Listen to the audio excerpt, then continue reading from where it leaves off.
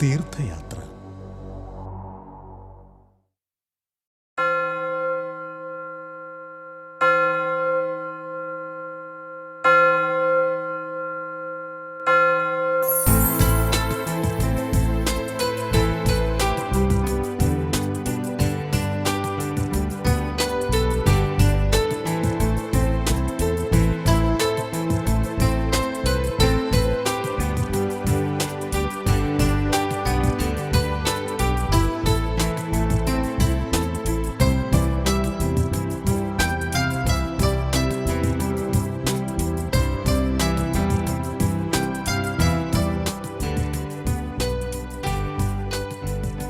തീർത്ഥയാത്രയിലേക്ക് എല്ലാ പ്രേക്ഷകർക്കും സ്വാഗതം.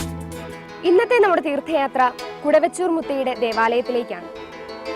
എറണാകുളം അങ്കമാലി അതിരൂപതയിലെ എന്നല്ല, തെക്കൻ കേരളത്തിലെ തന്നെ അതിപുരാതനമായ മരിയൻ തീർത്ഥാടന കേന്ദ്രങ്ങളിലൊന്നാണ് കുടവച്ചൂർ പള്ളി.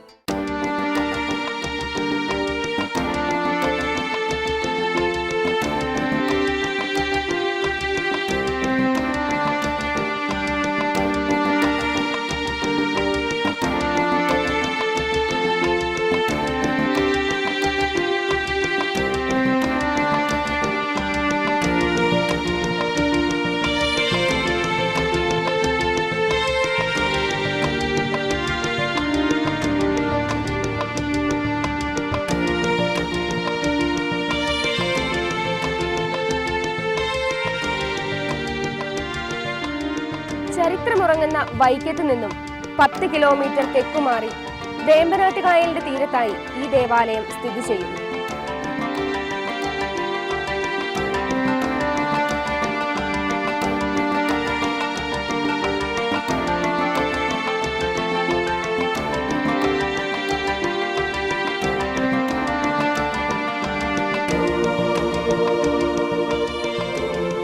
പൂർവികരുടെ വിശ്വാസ ചൈതന്യത്തിന്റെയും ഐക്യത്തിന്റെയും നിത്യസ്മാരകമായി നിലകൊള്ളുന്ന ഈ പുരാതന ദേവാലയം പരിശുദ്ധ കന്യകാമാതാവിന്റെ ദിവ്യ ചൈതന്യം നിറഞ്ഞു നിൽക്കുന്ന പുണ്യ സങ്കേതമാണ്.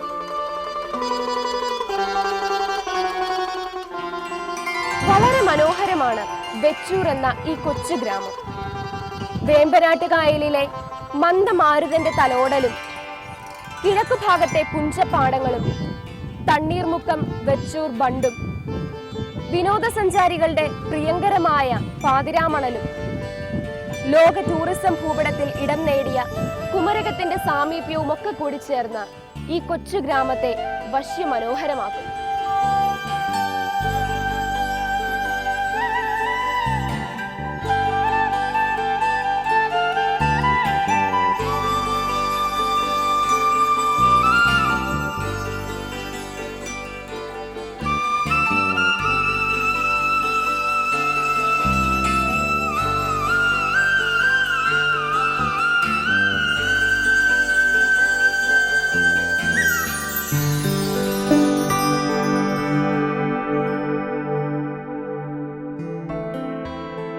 കുടവച്ചൂർ പള്ളിയുടെ പ്രധാന അൾത്താരയാണിത്. ഇവിടെ സ്ഥാപിക്കപ്പെട്ടിരിക്കുന്ന പരിശുദ്ധ കന്യകാമറിയത്തിന്റെ ചിത്രം അത്ഭുതകരമായി ചിത്രീകരിക്കപ്പെട്ടതാണ് എന്ന് വിശ്വസിക്കപ്പെടുന്നു. കുടവച്ചൂർ പള്ളിയുടെ മുഖ്യ അൾത്താര പേർഷ്യൻ ശില്പകലാ രീതിയിൽ നിർമ്മിക്കപ്പെട്ടിട്ടുള്ളതാണ്.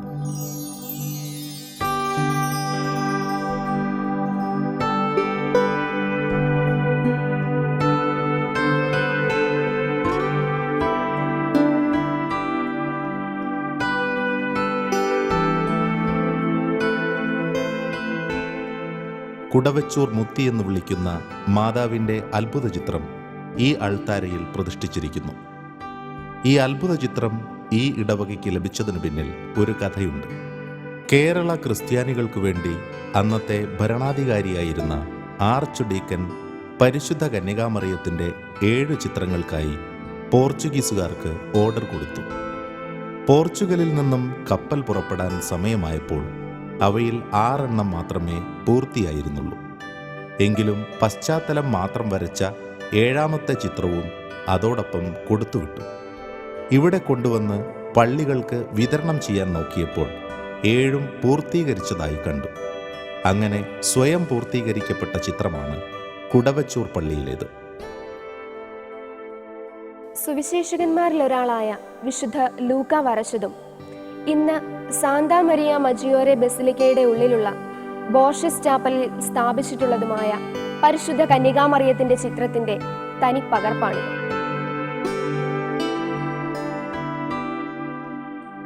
ഈ ചിത്രം ഇവിടെ ലഭിക്കുവാൻ കാരണമായത് ഈ വഴിക്ക് കടന്നുപോയ കപ്പൽ അപ്രതീക്ഷിതമായി കായലിൽ ഉറച്ചു പോവുകയും അത്ഭുതകരമായി പൂർത്തീകരിക്കപ്പെട്ട മാതാവിൻ്റെ ചിത്രം കപ്പലിൽ നിന്ന് ഇറക്കി ഇവിടെയുള്ള വിശ്വാസികൾക്ക് അവർ കൊടുക്കുകയും ചെയ്തപ്പോൾ കപ്പലിന് യാത്ര തുടരുവാൻ സാധിച്ചു.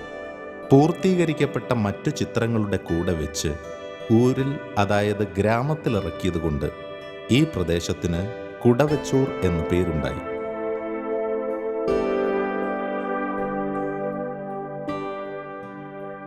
അതിപുരാതനവും ചരിത്രപ്രസിദ്ധവുമായ വെച്ചൂർ മുത്തിയുടെ ഈ ദേവാലയം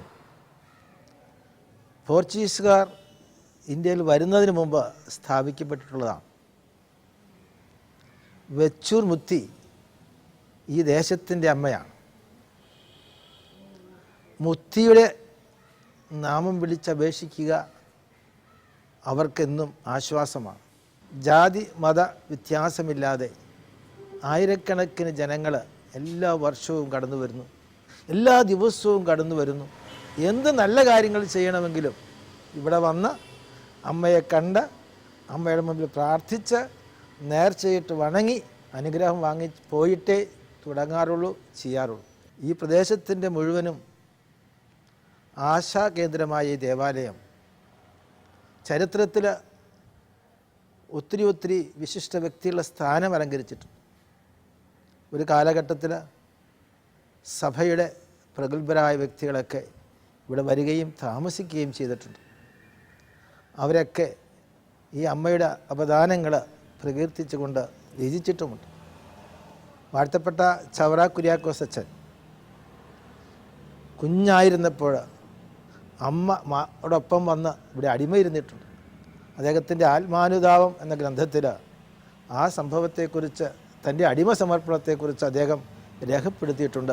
അത് ഈ ദേവാലയത്തിൻ്റെ ആ വശത്ത് നമ്മൾ എഴുതി വച്ചിട്ടുണ്ട്.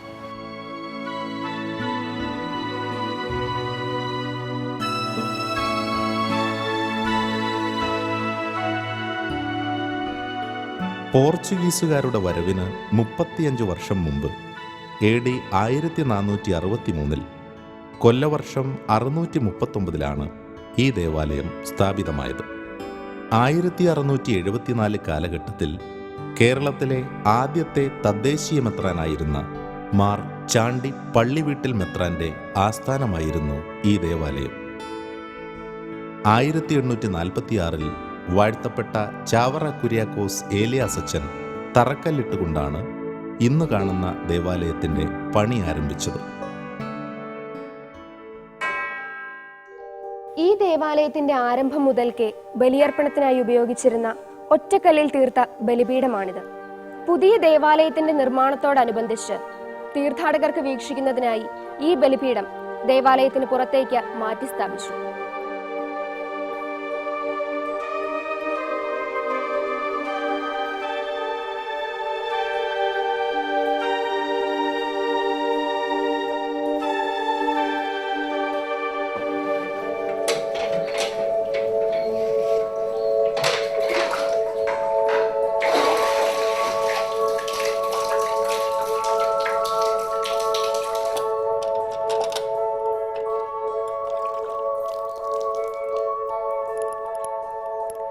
വറ്റാത്ത നീരുറവ എന്ന് വിളിക്കുന്ന ഈ കിണറാണ് കുടവച്ചൂർ പള്ളിയുടെ മറ്റൊരു പ്രത്യേകത. ഈ ദേവാലയത്തിന്റെ ആരംഭം മുതൽക്കേയുള്ള ഈ കിണറ്റിലെ വെള്ളം ഏത് കൊടിയ വരൾച്ചയിൽ പോലും വറ്റാറില്ല.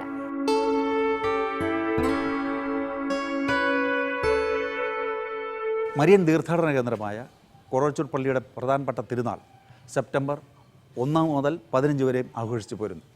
ഇവിടുത്തെ പ്രധാനപ്പെട്ട തിരുനാൾ സെപ്റ്റംബർ 8 തീയതിയാണ്. ഇവിടുത്തെ പ്രധാനപ്പെട്ട നേർച്ചകൾ 8 നോയമ്പാചരണമാണ്. 1 കോഴിക്കോട്ട നേർച്ച, നീന്തി നേർച്ച, മണ്ണ് ചുമട്, ഇഷ്ടിക ചുമട്. ഏറ്റവും പ്രധാനപ്പെട്ടത് ഇവിടുത്തെ ഭക്തജനങ്ങൾ 8 നോയമ്പ് ആചരിച്ചു പോരുന്നു. അതിനുകൊണ്ട് അമ്മയോടുള്ള സ്നേഹവും ഭക്തിയും അവരുടെ കുടുംബങ്ങളിലും അവരിലൂടെ എത്തിച്ചേരുന്നു.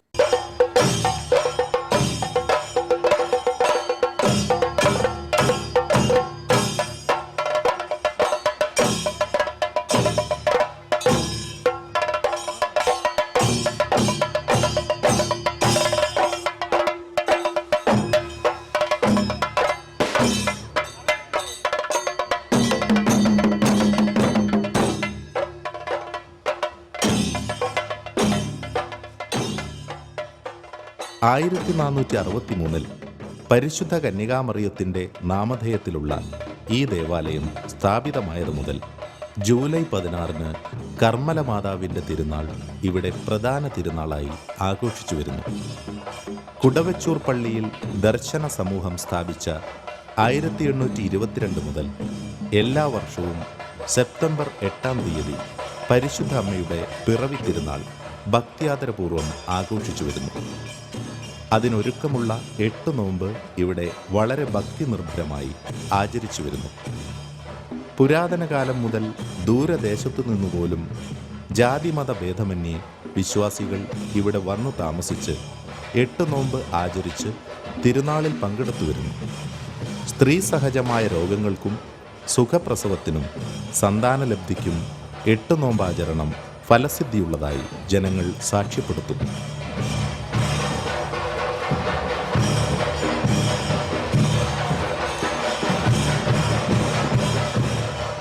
എൻ്റെ പേര് നിമ്മി. ഞാൻ സംക്രാന്തിയിൽ നിന്ന് വരുന്നു. ഞങ്ങൾക്ക് കല്യാണം കഴിഞ്ഞിട്ട് 2.5 വർഷമായിട്ടും കുട്ടികളില്ലായിരുന്നു. അതിനുശേഷം വെച്ചൂർ മൂത്തിയോട് പ്രാർത്ഥിച്ചതിൻ്റെ ഫലമായിട്ട് ഒരാൺകുഞ്ഞുണ്ടായി. കൊച്ചിനിപ്പോൾ 2 വയസ്സായി. വെച്ചൂർ മൂത്തിയോട് അതിന് പ്രത്യേകം നന്ദി പറയുന്നു.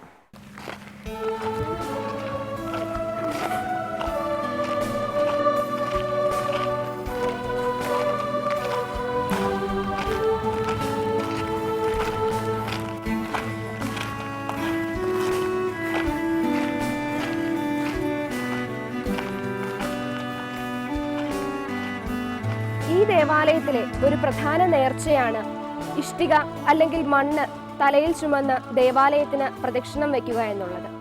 ഇവ തലയിൽ വെച്ച് പള്ളിക്ക് വലം വെച്ച് പ്രാർത്ഥിക്കുന്നവർക്ക് ശാരീരിക രോഗങ്ങൾ, പ്രത്യേകിച്ച് തലവേദന, വലിവ് എന്നിവയിൽ നിന്നൊക്കെ സൗഖ്യം ലഭിക്കുമെന്ന് വിശ്വസിക്കുന്നു. ചെറിയ കുഞ്ഞുങ്ങൾ പോലും ഈ അനുഷ്ഠാനം ചെയ്യാറുണ്ട്. എനിക്ക് ഒരു നട്ടലിന് കാഴ്ച ഉണ്ടായി. ഞാൻ ഹോസ്പിറ്റലിൽ ചെന്നപ്പോഴത്തേക്ക് അവർ പറഞ്ഞ് ജോലിയൊന്നും ചെയ്യാൻ പാടില്ല, നിങ്ങൾക്ക് ബെഡ് റെസ്റ്റ്. അതോടുകൂടി ഞാൻ എൻ്റെ കന്നുകാലികളെയൊക്കെ ഉണ്ടെങ്കിൽ വിൽക്കുക, അല്ലെങ്കിൽ ഈ പണിയൊന്നും നിങ്ങൾക്ക് ചെയ്യാൻ പറ്റിയില്ല എന്ന് പറഞ്ഞു വിട്ട് ഞാൻ എൻ്റെ വീട്ടിലേക്ക് ഞാൻ വളരെ ദുഃഖത്തോടുകൂടി ഞാൻ പോയത്. ഞാൻ ആ കൊച്ചിനെ കൊണ്ട് എങ്ങനെ ഇങ്ങോട്ട് പോരും എന്നുള്ള രീതിയിൽ ഞാൻ പോകുന്നത്. എനിക്കൊരു വല്യപ്പനുണ്ടായിരുന്നു. വല്യപ്പൻ പറഞ്ഞ് പുരാതനമായ ഒരു മുത്തി അവിടെ ഇരിപ്പുണ്ട്, നീ സന്തോഷമായിട്ട് പൊക്കോ, നിനക്ക് തന്നിരിക്കുന്ന ചീട്ട് നീ അവിടെ കൊണ്ടുപോയി മാതാവിന് സമർപ്പിക്കാൻ പറഞ്ഞു. ഞാൻ ഇവിടെ കൊണ്ടുവന്ന് 10 രൂപയും ഈ ചീട്ടും കൂടി മാതാവിന് സമർപ്പിച്ചിട്ട് പറഞ്ഞ്, ഒന്നെങ്കിൽ എനിക്ക് ഈ രോഗം മാറ്റിത്തരണം, എനിക്ക് കന്നുകാലികൾ കെട്ടണം. എനിക്ക് വീട്ടിൽ വെച്ച് ഇഷ്ടപ്പെട്ടൊരു ജോലിയാണ് കന്നുകാലി വളർത്ത്. അന്ന് എനിക്ക് ഒരു പശുവേ ഉണ്ടായിരുന്നുള്ളൂ. അതോടുകൂടി ഭയങ്കര കടുത്ത വേദന പിന്നെയായി. എനിക്കൊന്നും ചെയ്യാൻ പാടില്ലാതെ നടുവേദനയാണ് വീണ്ടും. അതോടുകൂടി പശുവിനെയൊക്കെ വിറ്റ് കഴിഞ്ഞപ്പോഴത്തേക്ക് ഞാൻ മാതാവിനോട് മുട്ടിപ്പായിട്ട് പിന്നെ ഞാൻ പ്രാർത്ഥിക്കുകയാണ്, ദൈവമേ എനിക്കൊരു പശുവിനെ കൂടി വാങ്ങിക്കാനുള്ള അനുഗ്രഹം തന്നെ, എൻ്റെ മേലാഴിയെ മാറ്റണേ എന്ന് ഞാൻ അപേക്ഷിച്ച് മാതാവിനോട്. അതിൻ്റെ പേരിൽ പിറ്റേ വർഷം ഇതുപോലെ മതിലക ആശുപത്രിയിൽ ചെന്നപ്പോഴത്തേക്ക് വീണ്ടും ഒരു എക്സ്റേ എടുക്കണമെന്ന് അവർ പറഞ്ഞു. വേദനയ്ക്ക് കുറവുണ്ട്, എക്സ്റേ എടുക്കണമെന്ന് പറഞ്ഞു. അപ്പോൾ ഡോക്ടറിനോട് ചോദിച്ചത്, വേറെ ഏതെങ്കിലും ആശുപത്രി പോയായിരുന്നോ ഇതിക്ക് മുമ്പ്, അതാഞ്ഞ് വല്ല ആയുർവേദ ചികിത്സ വല്ലതും നടത്തിയോ എന്നൊക്കെ ചോദിച്ചു. ഞാൻ പറഞ്ഞു ഒന്നും ചെയ്തില്ല. പിന്നെ നിങ്ങളെങ്ങനെ ഇത് പരിപാലിച്ച് പോകുന്നു? കന്നുകാലികളെയൊക്കെ വിറ്റ് പിന്നെ ഒരു ചെറിയ റെസ്റ്റൊക്കെ നോക്കി, അല്ലാതെ വേറെ വിശേഷമായിട്ട് എനിക്കൊന്നും തോന്നുന്നില്ല. ഞാനിപ്പോൾ ചെറിയ ചെറിയ ജോലികളൊക്കെ ചെയ്യാൻ തുടങ്ങിയിട്ടുണ്ടെന്ന് പറഞ്ഞു. അപ്പോൾ പുള്ളി എന്നോട് പറഞ്ഞ് 6 മാസം കൂടി നിങ്ങൾ ഈ ജോലിയൊന്നും ചെയ്യാതെ നോക്കാൻ പറഞ്ഞു. ഞാൻ പിറ്റേ ശനിയാഴ്ച നോവേനയ്ക്ക് ഞാൻ സമർത്ഥമായിട്ട് ഞാൻ പ്രാർത്ഥിച്ച്, എനിക്ക് പശുവിനെ കെട്ടാനുള്ള അനുഗ്രഹം മാതാവേ നീ തന്നേക്കണേ. ഞാനൊരു പശുവിനെ വാങ്ങിച്ച് ആ പശുവിനെ ഞാൻ തന്നെ പുല്ലിയെത്തുകയും പശുവിനെ കറക്കുകയും എല്ലാം ചെയ്തു. ഇപ്പോൾ എനിക്ക് കറക്കണ പശുവായിട്ട് എനിക്ക് 5 എണ്ണം ഉണ്ട്. എനിക്ക് നട്ടലിൻ്റെ അസുഖം എന്നതാണെന്ന് പോലും എനിക്കറിയാൻ മേല. നടുവേദന അതിൽ പിന്നെ ഉണ്ടായിട്ടില്ല എനിക്ക്.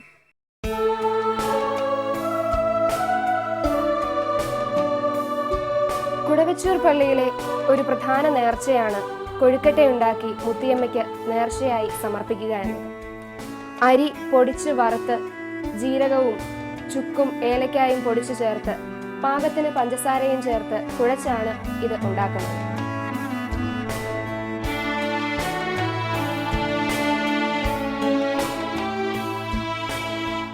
എന്തെങ്കിലും അസുഖങ്ങളൊക്കെ ഉണ്ടാകുമ്പോൾ, അതായത് കാലിന് വേദനയോ കൈക്ക് വേദനയോ അങ്ങനെയൊക്കെ ഉണ്ടാകുമ്പോൾ കൊഴുക്കട്ടെ ആൾരൂപത്തിലോ കൈയുടെ രൂപത്തിലോ കണ്ണിൻ്റെ രൂപത്തിലോ ഒക്കെ ഉണ്ടാക്കി മുത്തിയമ്മയ്ക്ക് സമർപ്പിക്കുമ്പോൾ അതിൻ്റെ വേദനയെല്ലാം, കാലിൻ്റെയോ കൈയുടെയോ ഒക്കെ വേദനയെല്ലാം മാറി കിട്ടുമെന്നുള്ളതാണ് ഇവിടുത്തെ ഒരു വിശ്വാസം.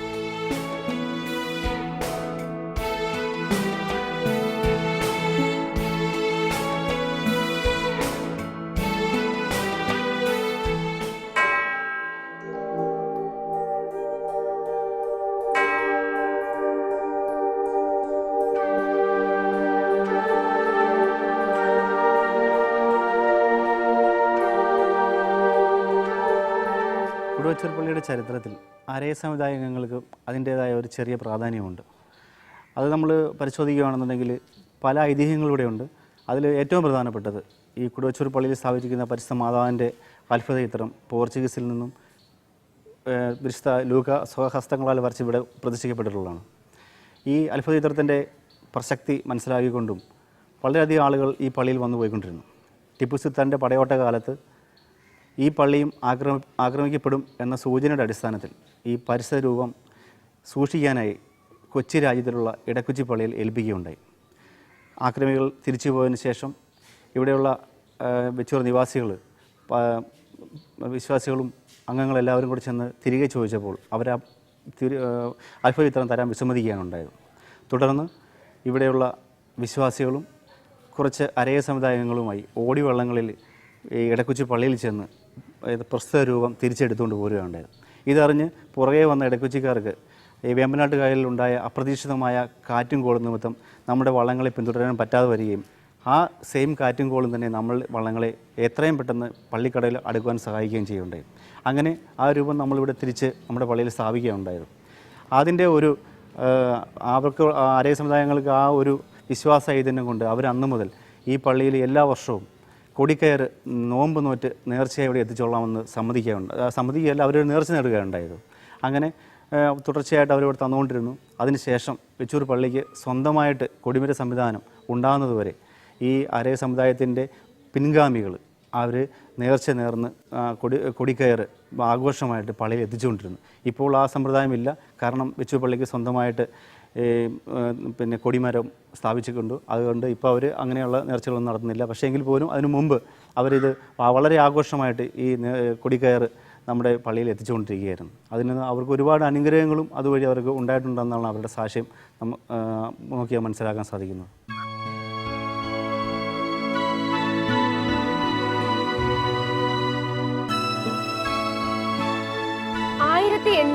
ൽ സ്ഥാപിതമായ ഭീമാകാരമായ ഈ കൽക്കുരിശ് 2 കല്ലിൽ തീർത്തതാണ്. 8 വിശുദ്ധരുടെ ചിത്രങ്ങൾ ഈ കൽക്കുരിശിൽ ആലേഖനം ചെയ്യപ്പെട്ടിരിക്കുന്നു.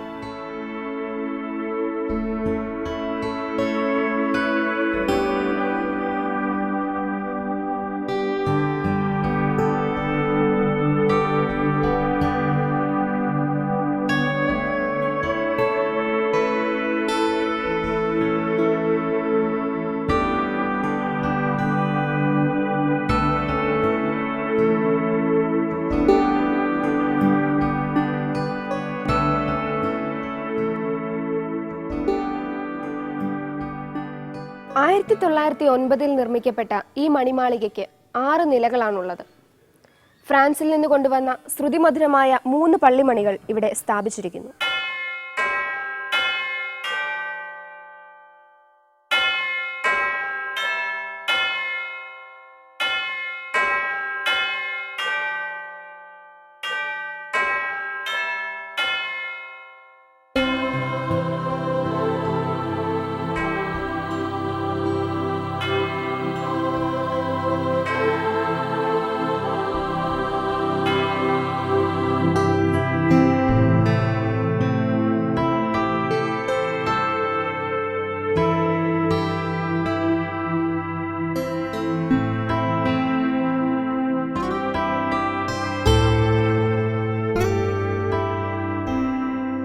അതോടൊപ്പം തന്നെ ഈ ദേവാലയം ഈ നാടിൻ്റെ സമഗ്രമായ വളർച്ചയ്ക്ക് വേണ്ടി ഒത്തിരി സംഭാവനകൾ കാലാകാലങ്ങളിൽ ചെയ്തിട്ടുണ്ട്.